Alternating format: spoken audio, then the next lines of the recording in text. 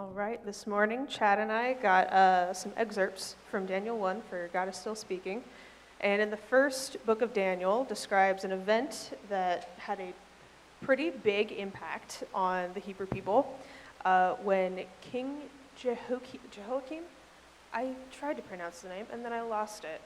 Jehoiakim had ruled over Judah for 3 years. Nebuchadnezzar, the Babylonian king, attacked Jerusalem. King Nebuchadnezzar is sometimes described as the most well-known villain depicted in the Hebrew Bible. Not quite final boss status, but definitely mini-boss.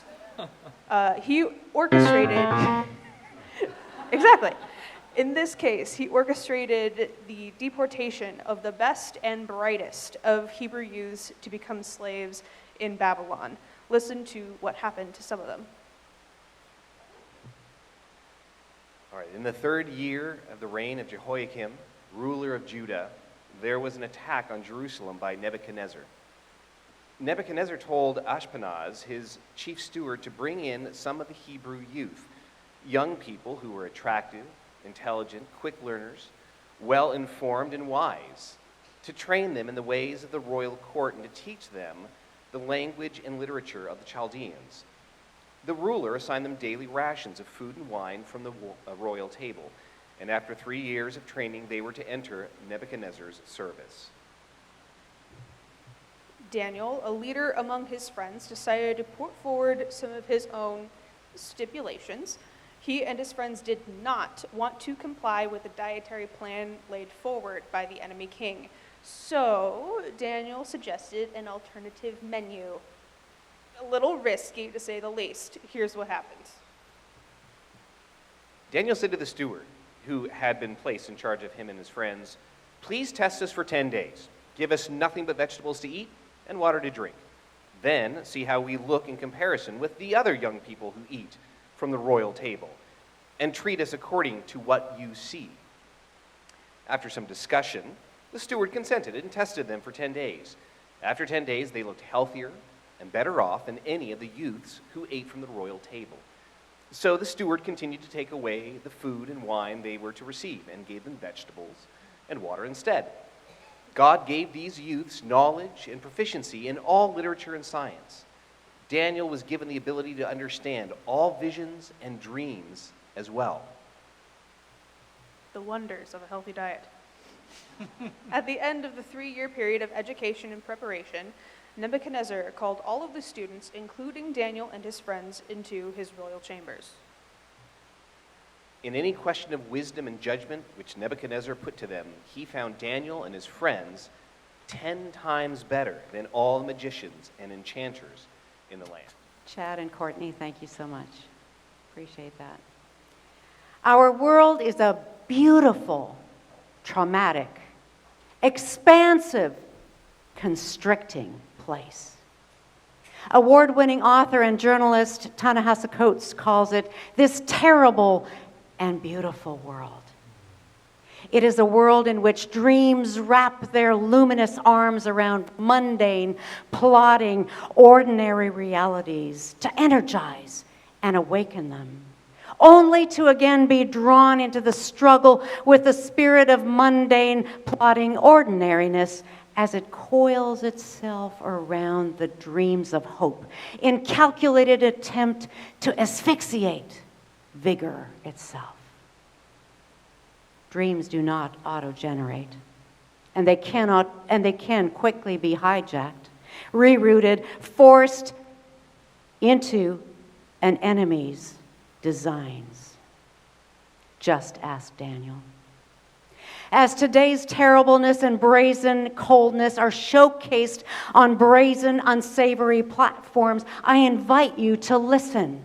Listen for the voice of the exulting songbird, unpretentious, undaunted, unheeded.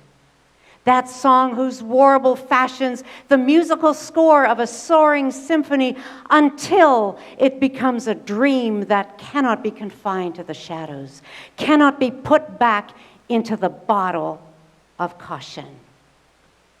The dream can be elusive, hidden, shrouded. its presence unnoticed, until the moment in which it becomes inevitable.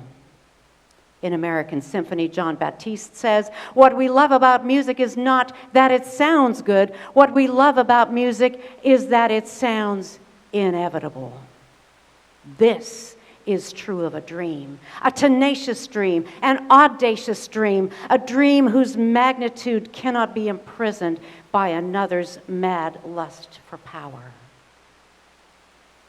What if a dream is invisible until adversity calls it forth? What if comfort and plenty stifle the very airways of a dream, gasping to be noticed? What if? We may say we have no dreams, no vision, no hopes for the future other than to live another day like today, or to survive as we did yesterday, last week, last month, only to notice the years taking their toll on body, mind, and spirit.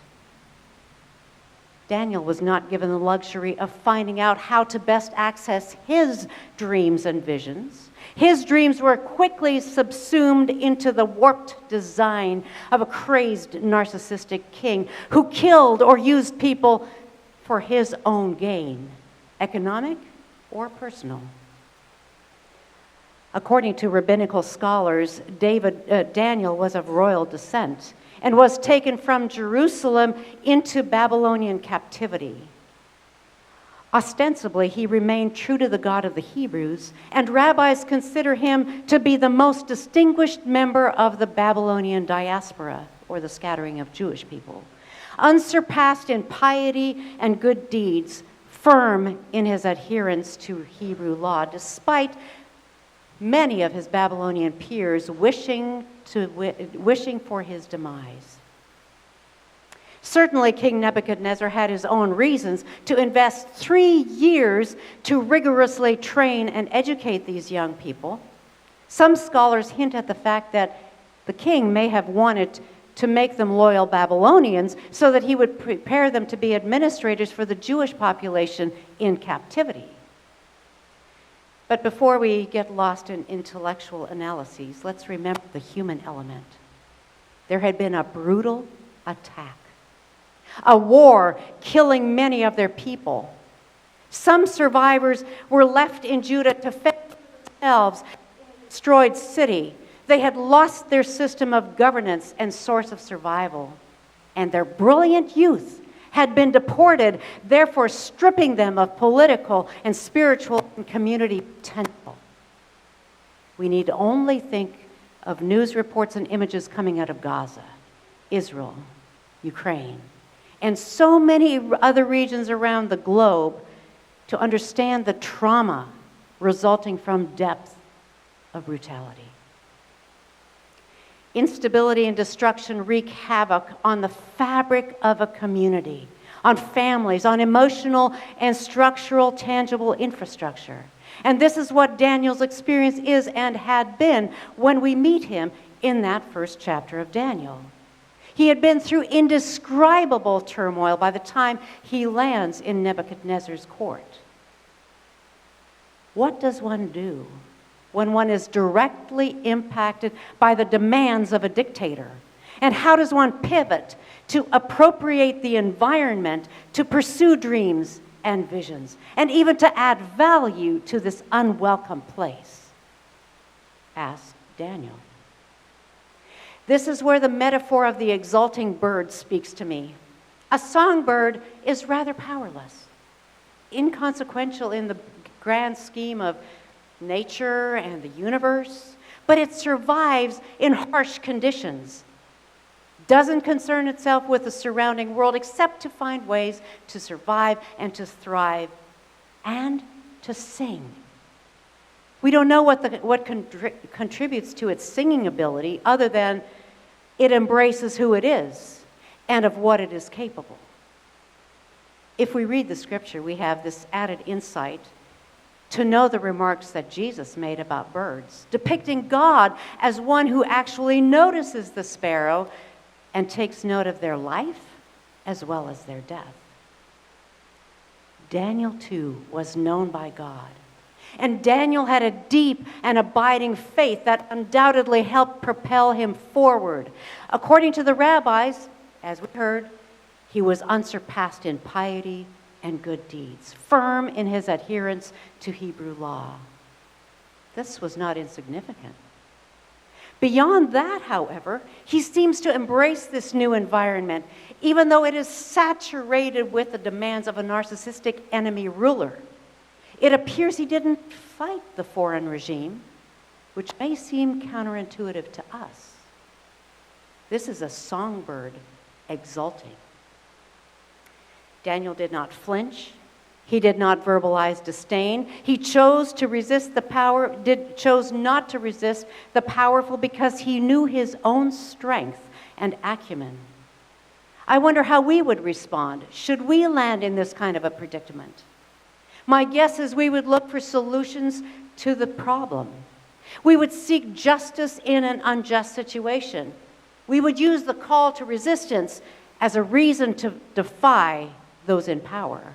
After all, didn't Jesus defy political and religious empires and pay the ultimate price for that resistance? Daniel chose a very different path. A songbird does as well. But that doesn't mean that Daniel was passive or apathetic. He was also not mired in nostalgia, which he would have had every right to be.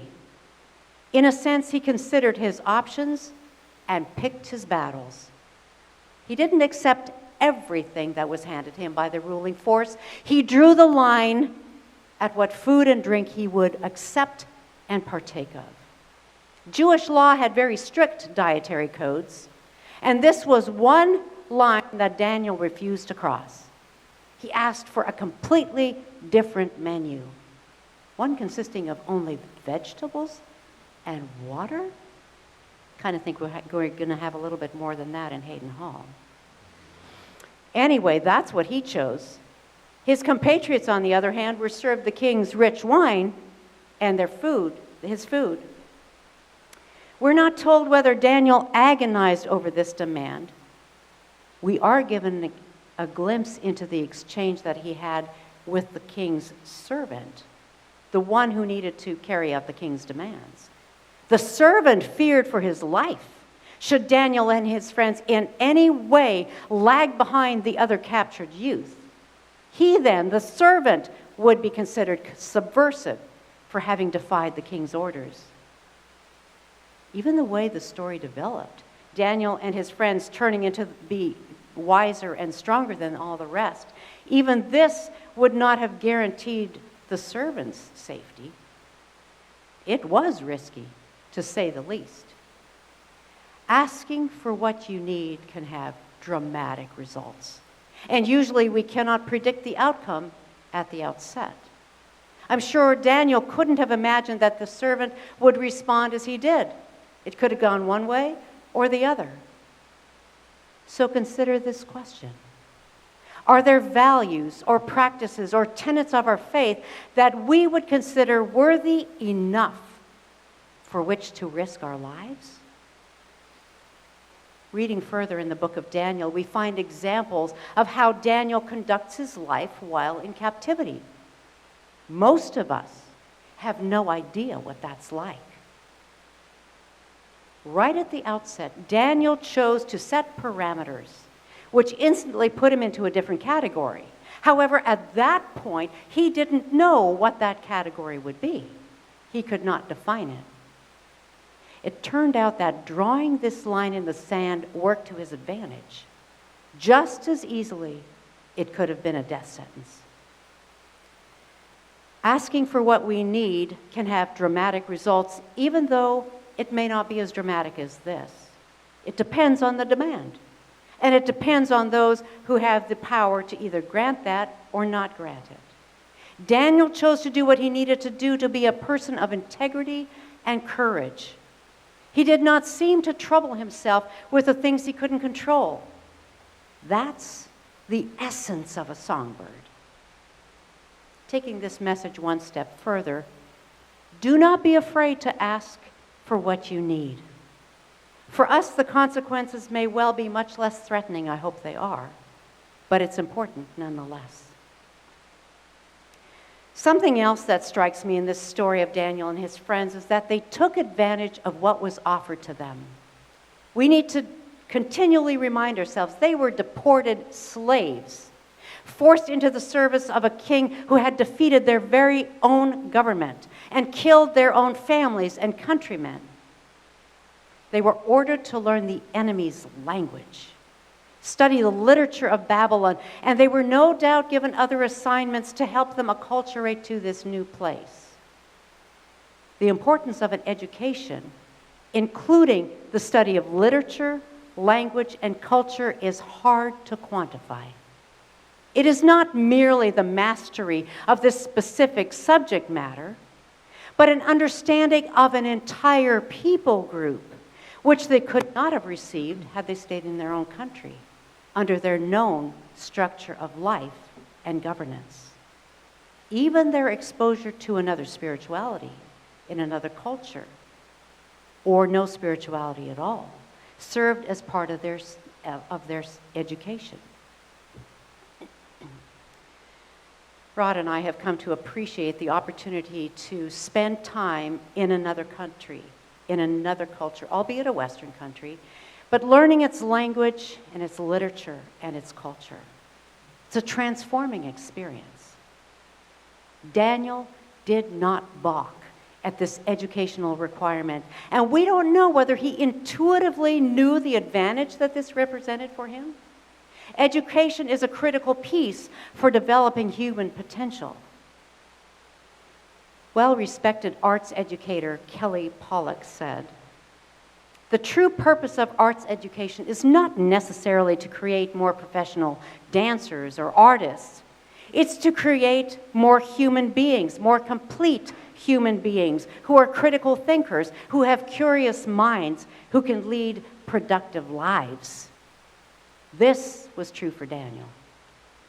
Instead of fighting this 3-year educational process, Daniel decided to make use of this time of confinement to focus on the benefit of waiting rather than its restriction, to comply with structured discipline, patiently waiting, but also diligently developing during this time frame. Many times it's very difficult for young people, for anyone, to wait, as 3 years seems an eternity when one just wants to get on with life. Daniel couldn't get on with life, which may partially explain his embracing this requirement. On the other hand, he was on foreign land against his will, forced into the service by a less than benign dictator. There's an interesting statement tucked into this description of education, dietary rituals, and confinement. It's this: God gave these youths knowledge and proficiency in all literature and science. Daniel was given the ability to understand all visions and dreams as well. So in all of this, Daniel not only excelled academically, he also received divine receptivity to visions and dreams. We could dismiss that statement, referring to the rest of the story where there were dreams and a need to advise the king. But we could also just as easily point to the centrality of dreams and visions as tools to be used for our own and for the corporate good. This is certainly how I interpret that addition. All of the pressure and restriction aside, Daniel did not lack for dreams and vision. These continue to be critical pieces to his survival and for productive, forward-thinking ventures as well. We may say we have no dreams, no vision, no hopes for the future other than to live another day like today or to survive like we did yesterday. What if a dream is invisible until adversity calls it forth and makes it inevitable? Daniel experienced recurring existential crises throughout his lifetime. Read about them in the next chapters in the book of Daniel. Each time he seems unperturbed and simply keeps on moving with his life, that he's been given the life of a songbird. We're told how he continued with his prayers, his routine, despite threats and setbacks. He simply was not deterred. To dream dreams and cast vision, one needs to adopt this attitude, the complete acceptance of one's place in life, like a songbird. Those who dream and have visions for the future are those with perspective, those with utter trust in the divine, those who don't need to know the end before they begin. This is the essence of faith, of trust, of the songbird's acceptance of sun and rain, cold and heat, everyday adversity, and every blessing. We do not live under a Nebuchadnezzar-like despot. We take our freedoms, our privilege, our ability to make our own decisions for granted. This place can be both a blessing and a curse. How can we make it a blessing? We can choose to embrace this moment, whether our experience is one of abundance or one of lack, whether it is filled with pressure or marked by ease. What do you have in your hand right now? The youth, though deported slaves, were given education for whatever reason, literature, science, language, culture. They needed depth. They needed growth. They were given opportunities to reflect. They embraced every bit of it and lived in that place. What is the moment you are invited to embrace right now? How can you live in this now? As you live in this moment, pursue your dreams instead of expecting quick results. Be tenacious through every challenge, determined to clear the hurdles instead of giving up success when success does not come easily. The culture in which we currently live is marred with violence, hatred, and vitriol. Are you able to summon the same courage that brought forth Daniel's dreams out of that adversity? Can we believe that the arc of the moral universe is long and that it bends towards justice, as Dr. Martin Luther King Jr. said? We need that unwavering assurance now. We will need it tomorrow. We will need it well into the future as more people will join the ranks of the disenfranchised, the silenced, the wounded. Is this not the vision of the mixed-use project? The vision of community and connection, a corner of safety, a place to live for those struggling with market value rents, a place in which to practice our love and care for our earth, a place in which people can heal, laugh, learn, and grow as people of faith in an environment of increasingly toxic faith expression. Is this dream not one of embracing our community? Its school, its children, its adults, a vision to offer life-giving support. Dreaming, after all, is a form of planning, says Gloria Steinem. So go ahead and dream. You've been granted breath and life, and this is reason enough to dream. Even though we can get bogged down in the mundane trivia of everyday life, we can refocus. We can recommit, realign our vision to take advantage of what's in our hands, what's before us in this moment to reshape our world. One decision, one creative venture, one spiritual practice at a time. We remind ourselves of the yin and yang of life. It is a world in which dreams wrap their luminous arms around mundane, plodding, ordinary realities, to energize and awaken them, only to again be drawn into the struggle with the spirit of mundane, plodding ordinariness as it coils itself around the dreams of hope in a calculated attempt to asphyxiate life altogether. We dream dreams that cannot be confined to the shadows, cannot be put back into the bottle of caution. We will not seek to be sucked down into the quagmire of no dreams, no vision, no hope. We are a people who dream. May it always be so.